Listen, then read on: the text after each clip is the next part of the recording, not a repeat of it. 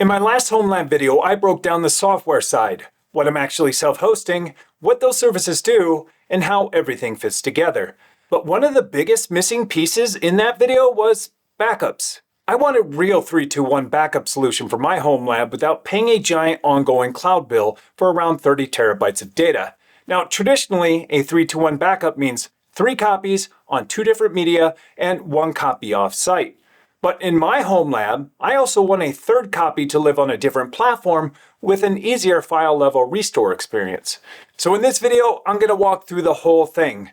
Why I didn't just use cloud backup, how the Offsite system came together, how it ended up letting me rebuild my main pool safely, and why I added a completely different restore experience at the end. Now, just to be clear, this is not me just saying cloud backup is bad. For a lot of people, cloud backup is absolutely the right answer. It's simple, it's offsite by default, and for basic file level recovery, it's honestly pretty hard to beat. The problem for me was scale. Once you start talking about 30 terabytes of NAS data, the simple answer of just throw it in the cloud starts to feel a whole lot less simple. Backblaze, which I used to use, is great in a lot of ways, especially on the restore side. The whole model of just being able to go and grab a file when you need it is really nice. But for my Homelab, B2 starts getting really expensive really fast, and I don't really want to sign up for another forever subscription just to protect data that I already own. And then another option is something like Glacier or Deep Archive, which looks way better on paper until you start to think about restore times, retrieval costs, and what the experience would actually be like if something really bad happened. So for me, the goal became clear.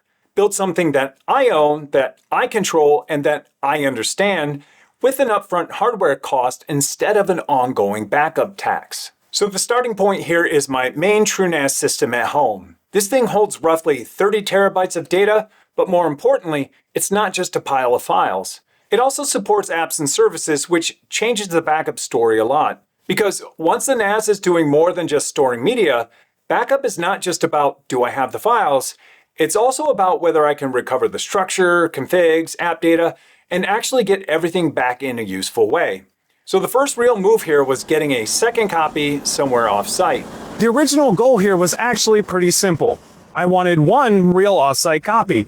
And because I already have access to a co-location space, that was the first obvious place to put it. That said, I was not trying to build some perfect backup masterpiece here. I had 1 U left in the rack, so whatever this was had to fit in 1 U, had to be remotely manageable, and it had to make sense financially. At first I thought about doing some kind of custom build, but once you start looking at 1 U cases, drive support, remote management, and all the other trade-offs that come with trying to build a DIY system that fits in a 1 U Colo rack, it gets expensive really fast, and the options narrow down pretty quickly. So I ended up grabbing a familiar 1 U Supermicro server off eBay. And this is where the backup system started looking pretty different from the main NAS. I went with recertified 22 terabyte Seagate Enterprise drives, which is pretty normal for me. And honestly, with used server pricing, RAM, and all the drives being weirdly expensive right now, this is not exactly the best time to build a NAS. Now, I was willing to make different trade-offs here because it's the backup target, not the primary system. With only 4 drives to work with, RAID Z1 was the compromise that made the most sense. Enough backup protection for a backup target without sacrificing too much of the usable capacity. For the boot drive, I used a SATA DOM, which keeps it nice and tidy inside. One issue I ran into was the RAID controller, and TrueNAS really wants direct access to the disk. This one couldn't be flashed into IT mode, so it had to go. So I pulled it out and wired the drives directly using a few old SATA cables from a box of random cords that everyone in IT somehow ends up with. I also added 10 gig temporarily because before this thing ever went off-site, I wanted to do the initial replication locally without waiting forever. Once the hardware was done, the next step was making it an actual backup target. And in ZFS terms, what I'm really doing here is snapshot replication. So instead of manually copying files, I'm sending point-in-time snapshots of datasets over to the second system. So before I could even set up replication, I needed snapshot tasks in the first place. From there, TrueNAS makes this pretty straightforward. Under data replication, you just create replication tasks, pick the datasets that already have snapshots, and then send them over SSH to the remote system. I used a dedicated replication account for this instead of just doing everything as admin. The initial sync took a while, even over 10 gig, but once that was done, the replication started showing me pretty quickly that my dataset structure and retention policies were not nearly as clean as I wanted them to be. Most of my datasets were grouped in ways that made snapshot policies and replication harder than it should have been. And the more I looked at it, the more obvious it became that this was not just a backup problem, it was also a structure problem. And that was kind of the first sign that this backup project was turning into something bigger. That pool was something I put together years ago, before I really knew how the system was going to be used long term. It has 10 14 terabyte drives and 5 mirrors, plus a special VDAV, a slog, and an L2 ARC. And to be clear, that setup works perfectly. Mirrors are still a great way to build storage, especially when you're still figuring things out. But at 10 drives for this workload, it was giving me more IOPS than I really needed, and the capacity trade-off stopped feeling worth it. And this is when the second NAS stopped being just an offsite backup. It was the only reason that this rebuild was possible, because I needed another 30 terabytes of usable space to hold my data while I rebuilt the main NAS. And once I had that safety net, the path forward seemed pretty obvious. Everything had grown inside of one big pool. I didn't have clean dataset boundaries based on how the data was actually being used, so the backup policy started to sprawl. Once that became clear, the redesign made a whole lot more sense. Instead of one giant pool to do everything, I split them up intentionally. Apps on NVMe, projects on NVMe, and then bulk storage for everything else. Documents, media, time machine backups, object storage, NFS shares, and the larger data sets that mostly just care about capacity. That made backups and replication a lot cleaner, gave me better workload separation, improved performance where it actually mattered, and let me move the bulk storage side to a 2.5 wide RAID Z2 VDEVs, which gave me better protection and more usable space back. Once I had the new layout planned out, then it was time to actually do the scary part. Now, before touching the main pool, I exported configs, documented the share and dataset setup, and made sure that the backup side was fully current. Then I stopped SMB, NFS, and the apps, ran a final sync, and verified the backup side before doing anything destructive.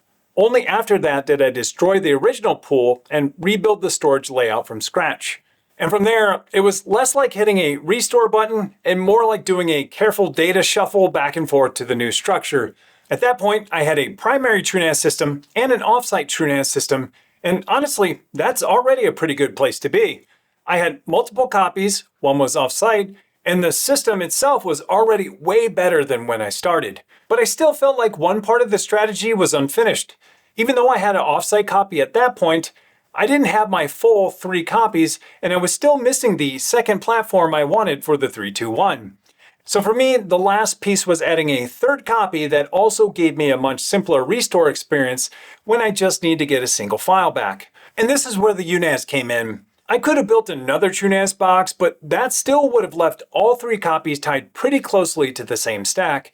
And even though the risk is low, I like the idea of having one copy on a completely different platform. The UNAS also fit the environment well. 1U, low power, dual 10 gig, and a simple appliance style setup. But more importantly, it gave me both the extra copy I still needed and a much simpler restore experience. With Drive, I get easy browser-based access, file previews, and quick one-off restores. And that is a very different experience than dealing with ZFS snapshots, restoring to a temporary dataset, and manually copying the files back out just to recover one thing. That kind of simple file level restore is one of the nicest parts of services like Backblaze, and this just gave me some of that convenience in my own setup. So while the TrueNAS replication gives me a deep system level backup, the UNAS gives me a third copy on a completely different platform with a much easier way to get a file back when I need one. That's what made this feel like a really useful addition, even if it's not where I expected this project to end up. So the final setup ended up looking like this. Copy 1 is the main TrueNAS system at home. Copy 2 is the snapshot replication to the offsite TrueNAS system at the co-location. And copy 3 is a daily file level copy to the UNAS share. That last piece runs from the main TrueNAS system in a small Docker container I put together, which handles the copy over SMB to the UNAS. I'll throw it in the docs if anyone wants to dig through it. And the nice thing is that each copy is doing a slightly different job. The main TrueNAS system is the live system, The Offsite TrueNAS system is the full snapshot replica, and the UNAS is the simpler, more convenient way to get a backup quickly, not to mention it's my third local copy. That combination feels a whole lot more complete than me just making 3 versions of the same thing. And of course, building the offsite copy was only half the job. At some point, I actually had to take it to the Colo, install it, and handle the rack and network changes that came along with it. I'd basically outgrown the UDM and the Colo, so part of this project meant moving to a real switch with 2.5 gig Ethernet. And once that was in place, I decided to upgrade all of the servers with dual 2.5 gig NICs while I was at it. There were a bunch of smaller jobs wrapped into that too, rails, labels, and eventually replacing the UDMSE with an EFG. And of course, no Homelab project is complete without at least a little bit of jank. In my case, one of the servers has a GPU in it already and only one usable PCIe slot. So adding the NIC turned into a little bit of a side quest. I had to use a PCIe extension cable, remove the bracket from the NIC, and make a little case for it so it wouldn't touch anything on the motherboard. And by make a little case, I mostly mean copying and pasting a bunch of stuff from the internet into FreeCAD until I had something workable. Then zip tying it into the server, cutting a few holes so the Ethernet cables could actually get through. It's not pretty, but it works. And I think this might be peak Homelab. The biggest takeaway for me is that backup is not just about having multiple copies of your data. It's about knowing what is actually protected, how current it is, and what restoring would really look like if you had to do it for real. In my case, setting up snapshots and replication had also exposed the old layout had gotten more complicated than what it needed to be, and fixing that made the whole system so much better. This also reminded me that the backup target is not just there waiting for a disaster. The second NAS is what made this rebuild possible in the first place. And I do think there is real value in having different restore experiences and different platforms, not just more copies on the same stack. So for me, the win here is not just that I bought more hardware.